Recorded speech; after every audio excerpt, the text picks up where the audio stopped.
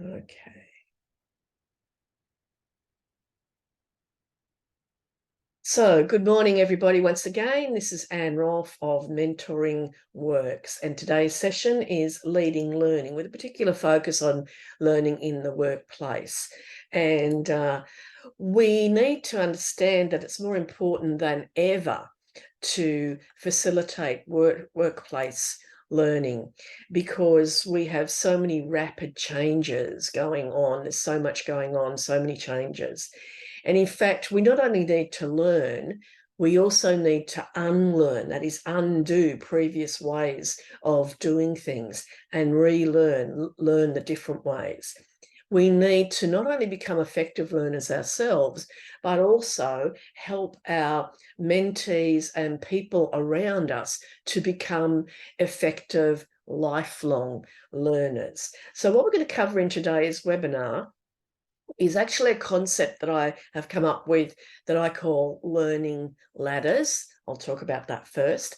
Then I'll talk about 3 types of workplace learning. Some of you will be very familiar with these and others not so much. And as I said, I've got the best practice tips for leading learning that will come. There's 3 sets of these that'll come throughout the actual webinar itself. So I'm going to start with this idea of learning ladders, and as I go through the 4 rungs of these ladders, you might want to note down your own example, and perhaps you'll have some examples to share. You can share those in the chat box, and I'll, at the end of this segment, I'll come out and I'll pause and have a look at your comments and questions. And thanks for everyone who's introduced themselves in the chat box there. Lovely to see so many people from right around the world here today. So learning ladders came from, my observation that even from a very early age, I've now got grandchildren and they astonish me and put my heart in my mouth sometimes with the way they love to climb up ladders and anything else in the playground, and playgrounds are fantastic for little kids because they let them learn, okay, they're physical and spatial skills, but they're also thinking. You can see the kids kind of working out, how am I going to do this? And I know I have to hang on, but I'm going to reach out. And they strengthen their skills as well as their muscles as they climb on those play frames. And we seem to have an inborn desire for mastery that continues into adulthood, and it's one of our intrinsic, strong intrinsic drives, it seems to me. We're all drawn to our own particular interests. We have innate talents that seem to call us and attract us, and they ignite this potential and this desire they combine to ignite this desire to learn. So this idea of learning ladders is something that takes us from where we are to where we want to be by providing steps to mastery. And I've labelled 4 rungs of this ladder: something to reach for, something to hang on to, something to step up to, and something for support as we near the top, that is that mastery. So the first rung on a learning ladder is having something to reach for, a reason, a need to move or growth. If people don't have a reason, they won't reach out without that motivation or inspiration. It could be an external drive to action, to move away from pain or strive for a reward. And if you look at this picture, something you've either seen or been involved with, the kids, they're kind of egging each other on. And it might be the fear of being the odd one out or left out or ridiculed by others if you don't take that jump off the high tower into the water, or it might be the desire, the idea, or it could be simple bravado that's contagious from the other people that you're around. The other kind of thing that makes us reach out is sometimes that inspiration, that aha moment. Inspiration, I would argue, kind of touches our soul. It connects with our heart and our mind, and it's an influence at the core of our being. It might come with that aha of sudden insight, or sometimes it's a slower, more gradual dawning or realization that kind of sets us on a mission. Now, climbing is a risk. It means change. It means moving from the known to the unknown. This triggers some level of uncertainty at the very least. It can be a healthy and positive anticipation, a reasonable expectation of success, or it can come with anxiety, which is unhelpful doubts, fears, or memories of or imaginings of failure. So the second rung of a learning ladder is something to hang on to. They say when you're climbing a ladder, you should have 3 points of contact, and you only remove one when all 3 are connected, and you can hang on to that. So you want some security in the sense of a solid framework, building on what's already known, recognized or established. And that makes it safer to reach across the gap, to move from the known to the unknown. So the third rung of this learning ladder is something to step up to. So an aspiration, something new, attractive, better than the present state of being, a belief that there really is an opportunity to progress, to take these steps and obtain some sort of higher station. So maybe it's knowledge that it's possible. So you might have role models or examples that show how similar others have achieved desired results. Confidence. So you're getting this confidence. If they can do it, I can do it.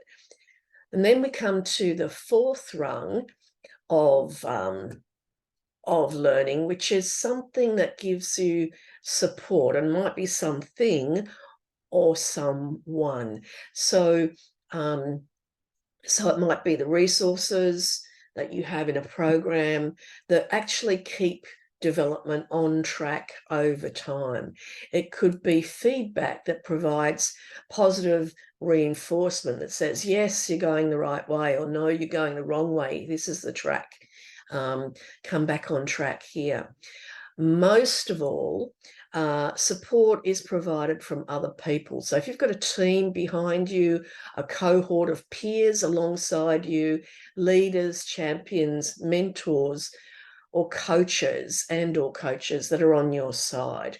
So my suggestion is, if you want to lead learning in your workplace, you need to put those ladders in place. Now, I'm interested if you've got some examples that you might share from your own experience. If you'd like to type something into the chat box, if you've got any examples of something to reach for, so that initial motivation, whether it's, the peer pressure or the aha, something to hang on to, so to give you that sense of security, something to step up to. So there's steps and stages along the way.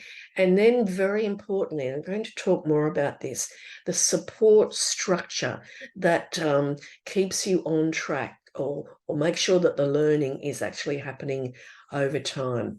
Okay, I will come back and check for any messages in just a moment. So what I'll actually do next is, if you've got questions, comments, observations you want to share, type those in. But we're going to move then into this idea of 3 types of workplace learning. And as I said, this might be some material that you are familiar. Some of you are familiar with, very familiar perhaps, others not so much. So let's actually find out got a little question here for you. And the question is, how much of the learning we use at work do you think comes from,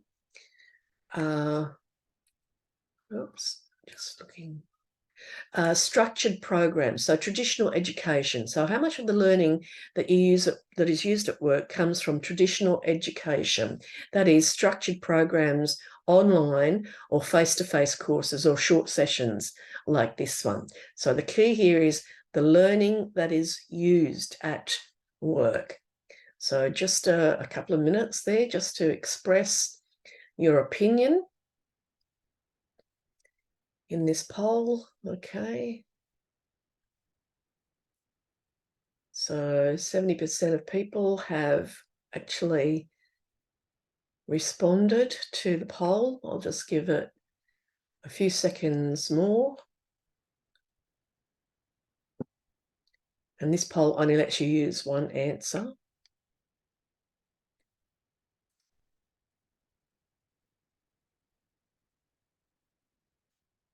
Okay, I think I will end the poll now. Most of you have had a chance to register your opinion there. I'll share the results with you. Oh, this is interesting. Okay, so some of you are going to be surprised, others not, because quite a few of you are obviously quite familiar with this model. And what I was, and I used to think, oh, probably about 10%, until I was introduced to this model called the 70-20-10. So there's a clue for you. And let me stop sharing the poll and put that away.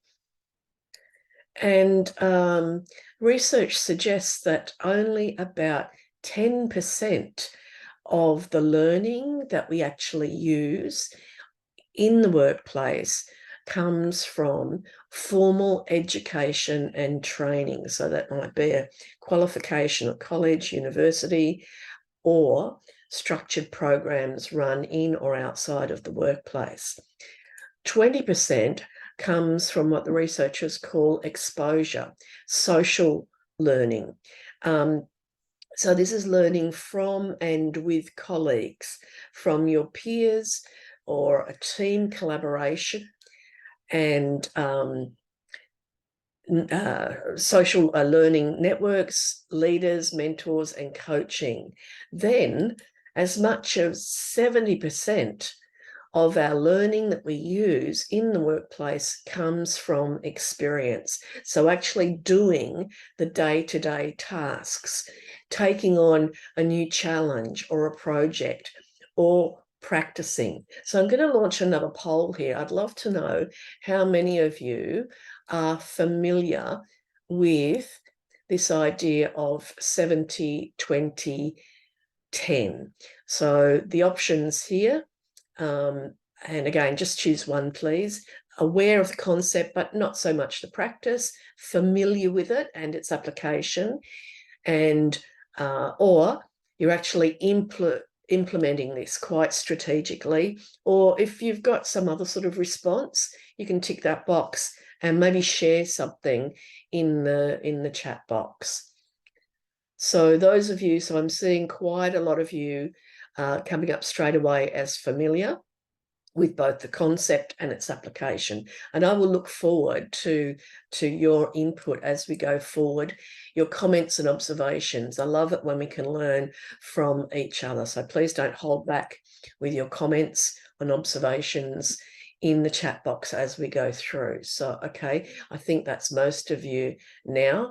And a lot of you are quite familiar. So please go ahead and comment. Let me share the results here.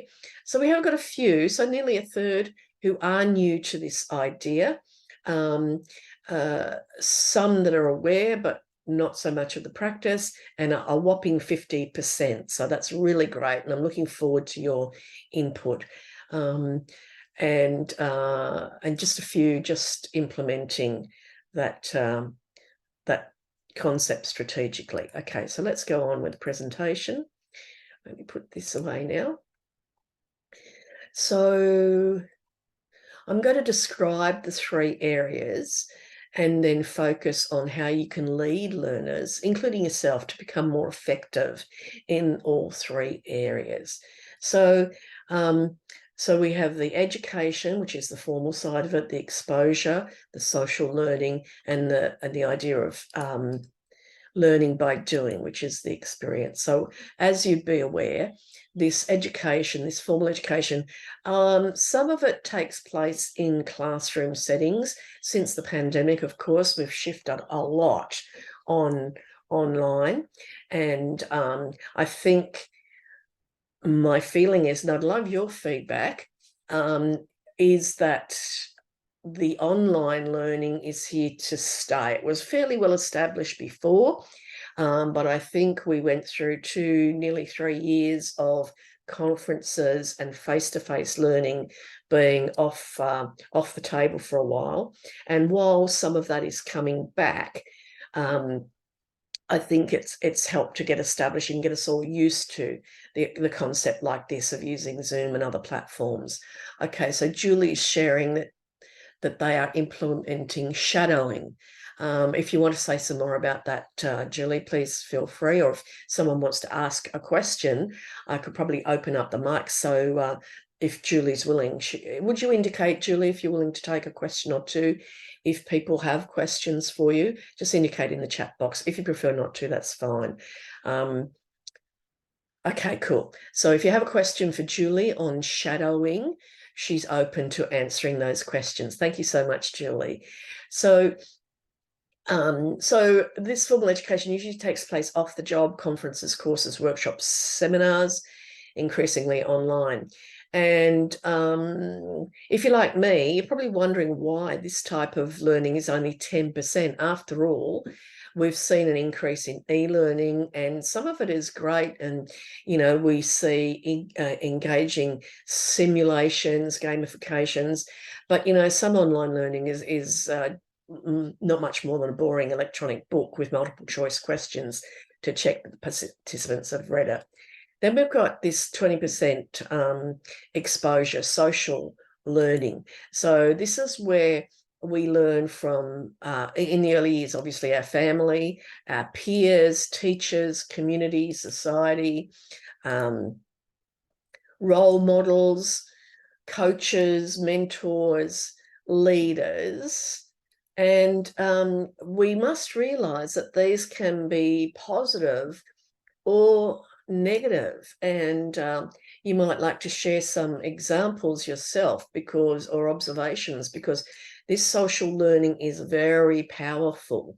And thinking about the ways that the influence of family, peers, teachers, etc., and has that been positive or negative for you, or do you have observations on that? Love you to share that. And Julie is sharing some staff shadow other staff in different positions to see if they like the role or gain experience for leadership positions. In my experience, I was very fortunate when I was inside corporations as an employee to be able to shadow my boss to management meetings, and then eventually to substitute for my boss, to go in their place to some of those. But I couldn't have done that had I not shadowed my boss for some lengthy period of time and got the feel, and then also done debriefing after silently. So a shadow is silent.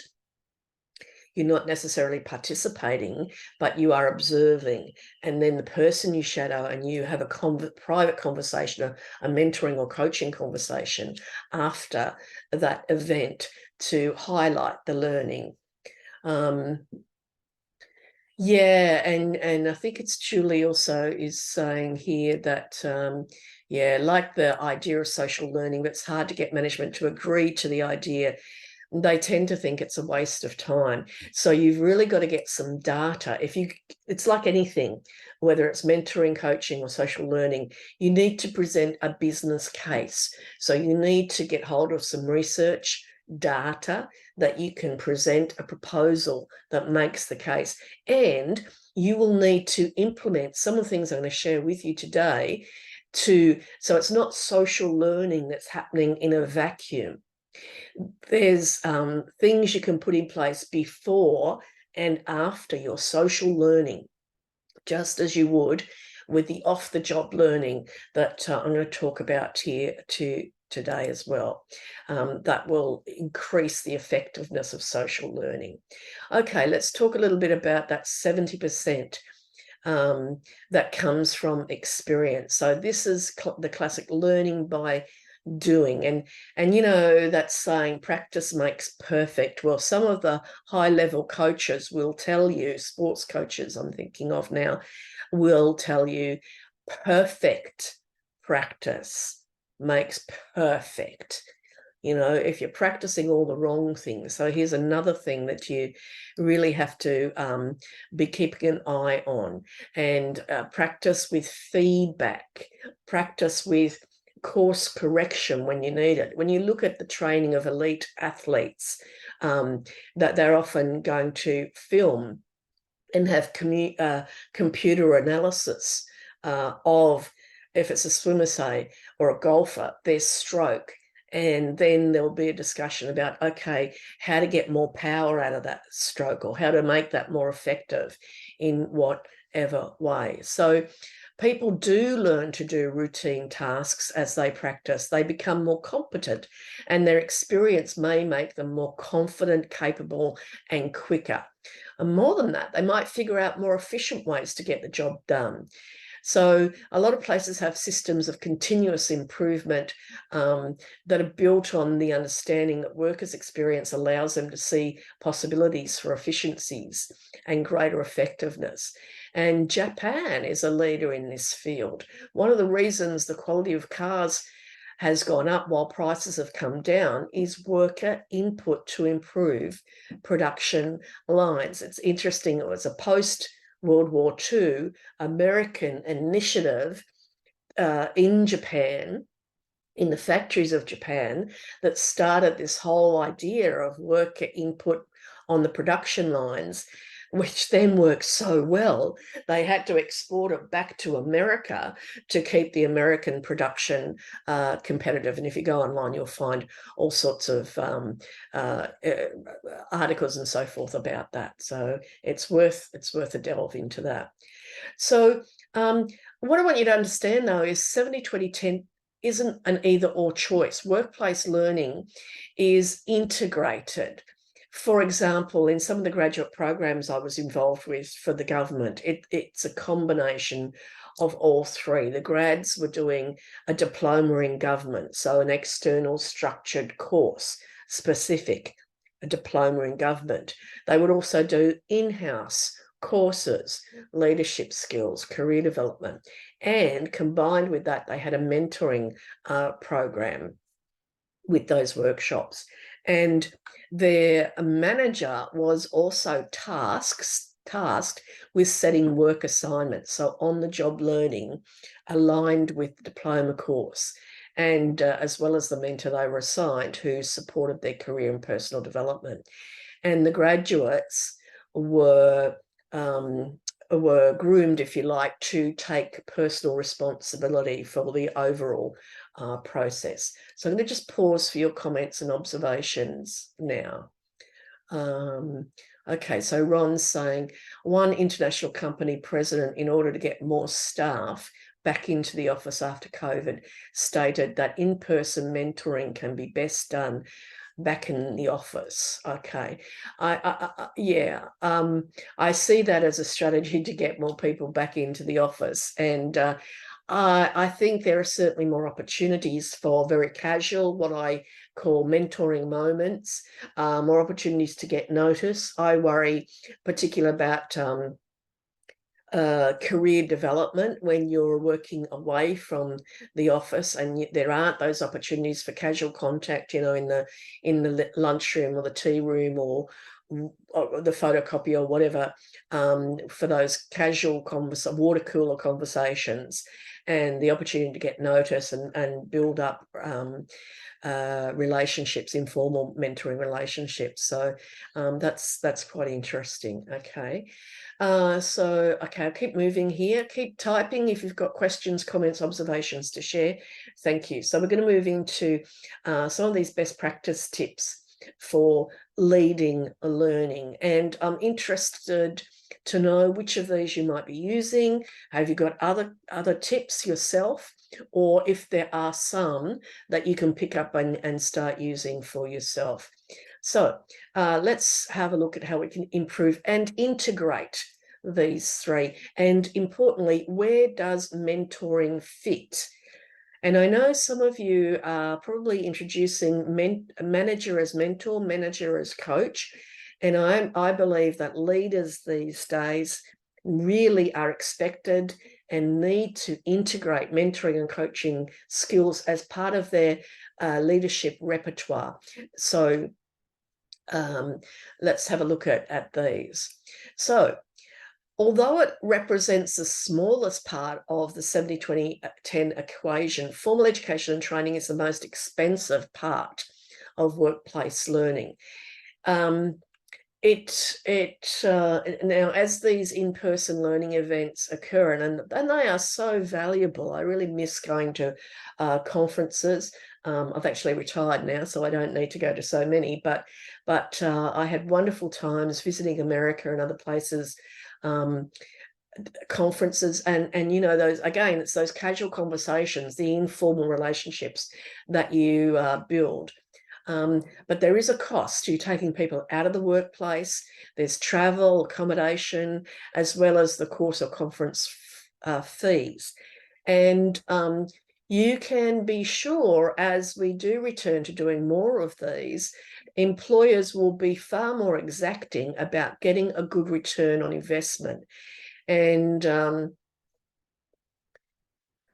so we need to make sure that they are effective, and it's not really guaranteed, because I'm sure I'm not the only one who's been to something like this where, you know, it really becomes boring lectures and death by PowerPoint, and a concentrated form. If you're at a 2 or 3 day conference, you know, you've really got overload. In fact, when I did travel to conferences, I made sure I would give myself 1 or even 2 days at the same location, so I didn't have to rush off if possible. And I'd go through all my notes. I'd go through all, you know, they give you the handouts and they give you all the slides. Well, what's the use of that if it goes in your bag and then it goes in your drawer? It's never looked at again. So having that time to really go through all that material, all my notes, was really worthwhile, because otherwise you're just overloaded and it goes nowhere. Now we know, and I'm going to show you shortly, that there can be a really poor transfer of learning. Although I have noticed a lot of organizations are actually asking their participants, if they send them away to a high-end conference or course, they're actually asking them to come back and present some key points to share the learning back in the workplace, because it's an issue of cost effectiveness. What are you getting for your money?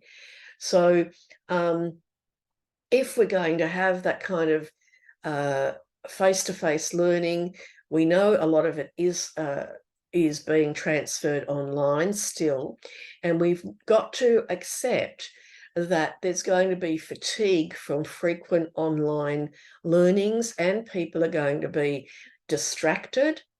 So you can't tell if someone's actually, you know, doing something else, particularly if they're not showing themselves on screen to you. And there's obviously going to be fatigue.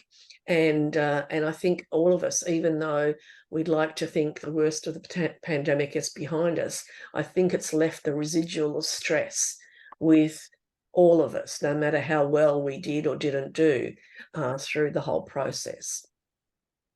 So just looking at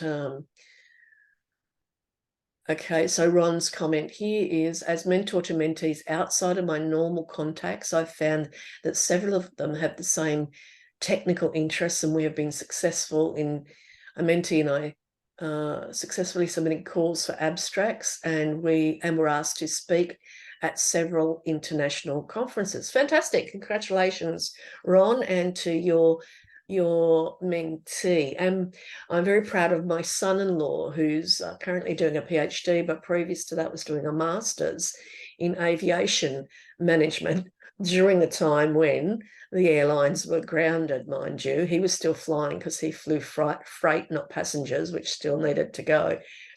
And in that time, he did a master's, and he was mentored and supervised, and his paper was submitted, and he actually presented at an international conference.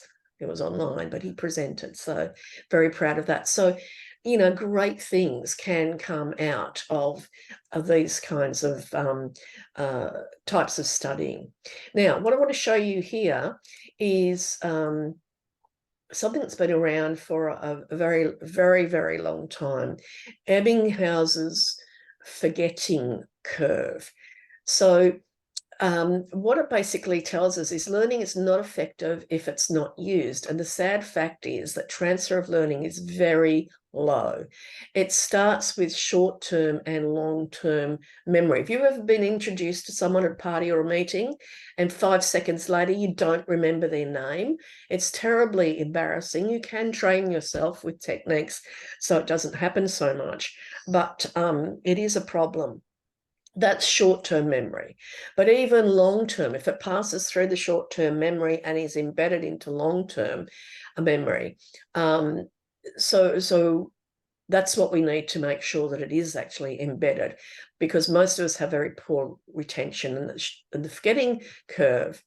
Now, in the good old days of in-person training, we could design lots of practice in our training, and we could take time to embed learning with repetition and recall exercises. But you very seldom can do that. And I also find that we do have people often have a very short attention span, and so their tolerance for doing practice and exercises is pretty low. Maria Teresa is saying getting time to do the online or e-learning is a big issue in our organization. Yeah, because there is an allocated time, at least with an in-person course, the time is allotted. You physically go away from the workplace. Oh, she's not here today. He's not there today. They are not there in the workplace today. And theoretically, it's dedicated to the learning. But I do find with e-learning and online learning, it's kind of just dumped on you with no time specified to do that. So it's not just the quantity or quality of the learning that makes a difference to offsite or online delivery. It's what happens before and after. So I'd like you to look at this list of ideas, add your own in the chat box. I'm not going to go through them all, but if there's one particular one that you'd like to know more about, or it's new to you, just type the number in and I'll say a bit more about it. So before they go to an online learning activity, that before they pick it up or before they go to an in-person training, maybe give them a report, an article, a book or an ebook to set them up. You could give them a video to watch, a haiku deck or a SlideShare deck. You might run webinars. They might be just a Q&A webinar, or they might be a content webinar, or it might be a benefits webinar where you talk about, okay, the issue. What is it? Why is it we're going to this training? You could put them onto a podcast or an interview, or get them to do some research on social media. So then they have the actual structured learning. Afterwards, again, you could give them a book, again, article or ebook or report. There might be a follow-up e-course, online tutorials or webinars. You could have fast-track groups, so groups of people that went to the course actually meeting up online perhaps, or on the job if you had a whole lot of them, to kind of fast-track their learning. You can do peer learning. So someone who went to the course last year teamed up with someone who went this year, or someone who's got the on-the-job experience. Aid memoirs. I don't know how often they're used these days. It used to be like acronyms and little cards that you would put in your pocket just to remember the key points. So anyone got any questions about those? Anyone using any of those want to comment? Anyone got any other things that you do before people go to in-person or indeed online learning? How do you set them up before for the learning episode? What do you do afterwards? I'm going to keep going because I would like to suggest some things that leaders, mentors, and coaches ought to be doing with participants before and after. So the leader on the team leader, the manager, supervisor, ought to be talking about the participants about why are we sending you to this? What is the importance of this? What are the benefits? What are the reasons that you need to learn this? A mentor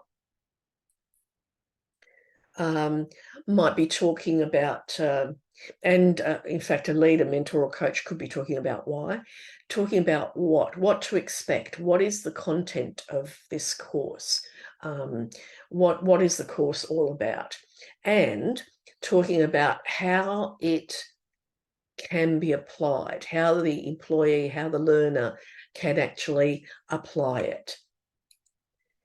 Afterwards, the leader, the mentor or coach wants to be talking to the participant about the actions. They talk about outcomes. What did they learn? How are they going to apply that? And they also might be able to provide some support for ongoing learning and implementing that learning. And also talking about ongoing feedback, so ongoing conversations.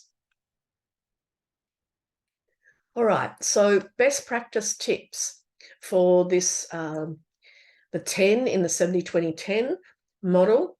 First of all, provide engaging pre- and post-learning activities. So it's not a standalone event, it's integrated. Plan with employees before and after any off-the-job learning event. Complement training and education with mentoring and coaching, and that may come from a mentor or a coach, but increasingly it ought to be coming from the team leader, the manager, the supervisor. Empower employees to manage their own development.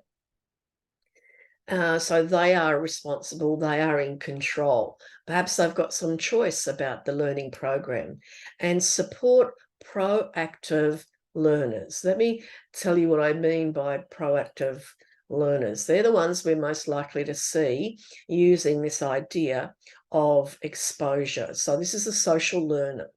People learn from the norms presented to them by colleagues in the workplace. So exposure to the right role models is vital. And this is what Julie was talking about earlier. Her organisation provides shadowing opportunities. So it's literally a role model there in the workplace. And what we know about this, it's vital because attitudes, values, and behaviours are absorbed from the environment. Employees need leaders to emulate. If you can't see it, you can't be it. People who show interest and take time to develop them, and investing in onboarding for new hires is so important, and mentors can convey the vision, the mission, and the culture. So proactive learners are the ones who actively seek out feedback. They're people with whom they look for people they can debrief with or bounce ideas off.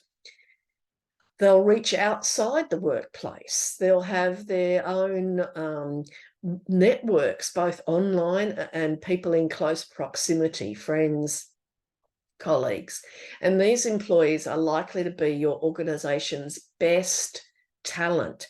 So as a mentor, if you can engage them, you're more likely to keep them.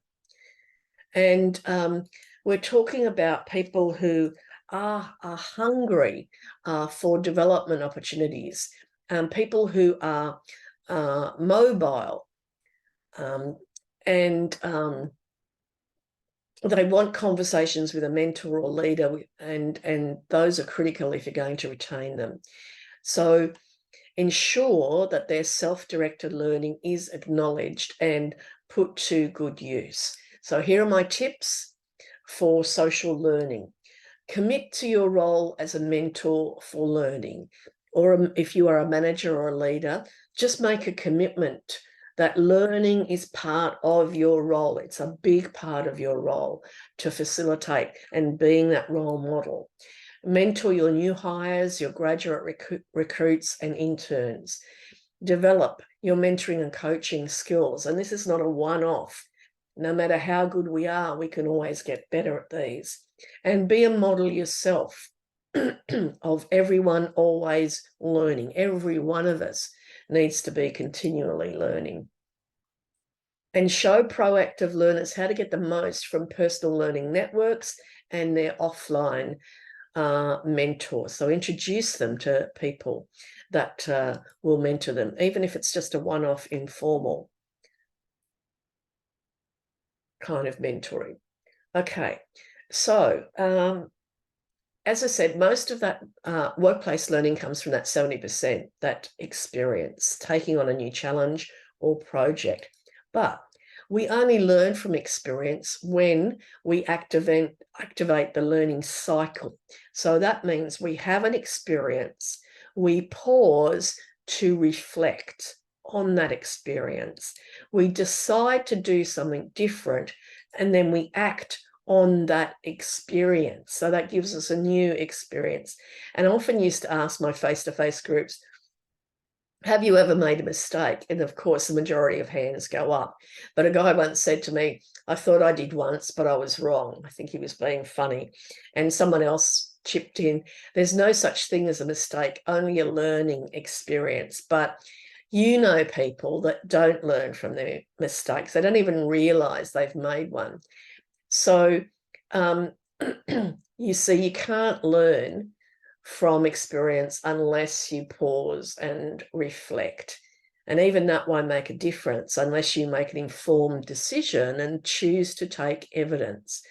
And there's evidence that, choose to take action. There's evidence that we learn more when we reflect on our successes, not just mistakes.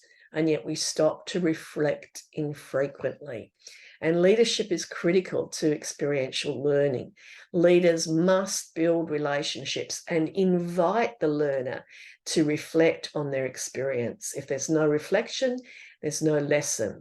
You want people to gain insight from their experience that can be used to improve performance. So whether it's positive reinforcement of what they did well, corrective guidance, or simply noticing whether or not they are learning the right things or learning at all, a conversation with a mentor adds value. And this is how I see mentoring amplifying learning. So from on-the-job experience, and it might be an event, something that simply happened. It could be a challenge, or it could be a problem that they experience. When you lead a conversation that causes a person to reflect on their experience, you're asking them to think about, well, what does it mean? What possibilities does it open up? Thinking and reflection then can result in insight, that is awareness, understanding, even the aha moment, or even an epiphany. And as a mentor, you encourage them to act on what they learn. So that's how I believe that mentoring, or a mentoring style of a leader, actually amplifies all kinds of learning, but particularly in this case, the example is the on-the-job learning, the experiential learning, that 70% is used on the job. So here are my top tips. I'd love you to share yours and maybe jot down some that you have used or that you will use. So first one, initiate conversations to review events, challenges, and problems. And you need to come at this in the right way with that respectful curiosity. So you're coming at this for learning opportunities, not for criticism, not for necessarily correction. I mean, there might be some constructive criticism or constructive feedback that comes into this, but you want to build the relationship and make sure they know that this is a conversation for learning. And indeed, you want to encourage the learning to come from them. The insight, the aha that they have is going to be far more powerful than anything you can offer them or that you tell them. So be curious, collaborative, concerned, ask questions that cause them to reflect and facilitate that insight. Look for the aha. And sometimes you'll see it on their face, you know, and when you see that, you want to pause, zip it yourself, let them process that, let them have time. Otherwise, they can lose that fleeting moment of insight can be very easily lost. So let them have that moment before you jump in with too many questions, and gain their commitment to apply the learning. Offer your support. How can I help you? What can I do to assist you as you apply that?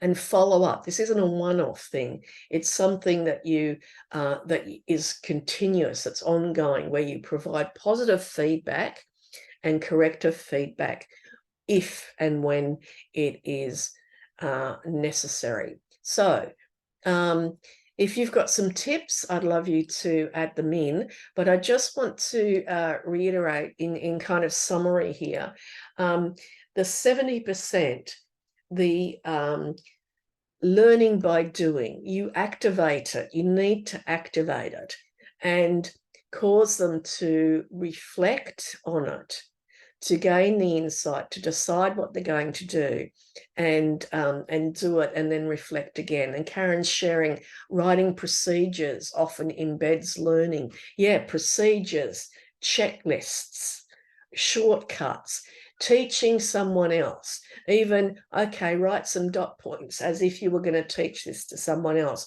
Write a checklist or a procedure for yourself. And I find things I do not do often, maybe it's as I'm getting older, but I've always done this. Things I know I'm not going to do often, I always write a procedure, a checklist, because why waste all that time working out how to do it again or trying to remember and getting frustrated? But when I've got a procedure or a checklist, you can always streamline it too. And that gets other people's input. With the 20, lead by, this is the social learning, lead by example. Know that you are a role, you're always being a role model, whether you're trying or not. People are observing you and learning from what you do and what you don't do. What you say and the way you say it is going to influence all those around you. You know, they say attitudes are caught, not taught. Are you enacting the vision and mission and values of your organization? Because what you model is what will be picked up. And encourage their use of mentors and networks. And when we are using formal education, make sure you're having a conversation with them about the goals of the learning experience and the relevance before they go. Talk about how they will apply it and discuss how they are applying it, and provide support after the event. So learning doesn't become a trading session, conference, meeting doesn't become a one-off event. It's got to be bookend before and after with support if it's going to be cost effective. So there you are. We've covered our content today. I talked about learning ladders. I've talked about those 3 types of workplace learning, and I know about half of you online today were very familiar and applying this, and some of you had some input here. I'm interested to know if there was anything additional you want to add or anything additional you gained, and I'll invite you to share that shortly. And I've given you some of my best practice tips for leading learning. I hope that you've jotted down some actions for yourself. We've been talking about before and after. This is the after part. So it's kind of the ball's in your court here. So I'm hoping you have jotted down some action tips. If you've got questions, I'll come back for a Q&A. If you're on the line and you want to ask and answer questions, please stay on the line.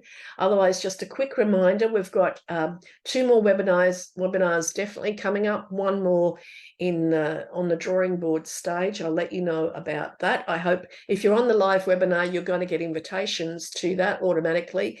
If you're watching the replay, please drop me a line or look and subscribe to my newsletter so you get the invitations. Today's content is all in Advanced Mentoring Skills, Taking Your Conversations to the Next Level, my book, available pretty much everywhere. And it comes with 12 video masterclasses covering similar content. So I'm going to end the recording now. Thanks for being with us. If you're live, stick around if you would like to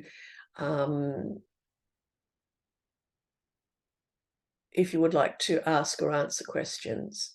Okay, so sorry, just on the wrong menu here.